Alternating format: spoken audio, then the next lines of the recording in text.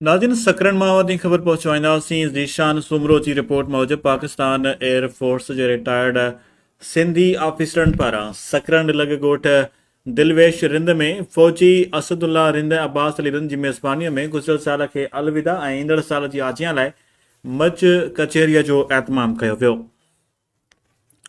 जंहिंमें सिंध जे नाले वारनि सुगड़नि पंहिंजे फ़न ॾोर बेत ऐं गुजारत ऐं सिंगार पेश करे दाद वसूल कयो। सुगड़नि में गौराम जतोई, मलंग मल्हा, मनठार बुगियो, हाकिम ख़ासकेली, गुलाम कादर ख़ासकेली, गुलबहार लाशारी शामिल हुआ।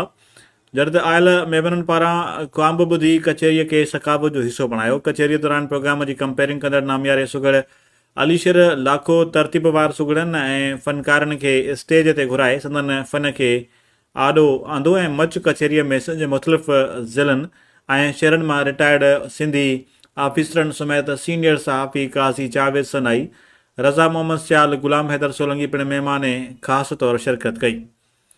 उन मौक़े ते कचहरीअ जे मेज़बान असदुल्ला रिंद ॻाल्हाईंदे चयो त असां एयरफोर्स जे सिंधी ऑफिसरनि जो ग्रुप जोड़ियो आहे, जंहिंजो नालो PF रिटायर्ड सिंधी ग्रुप रखियो वियो आहे, जंहिंजे प्लेटफॉर्म तां ख़ुशियूं विखरींदा आहियूं।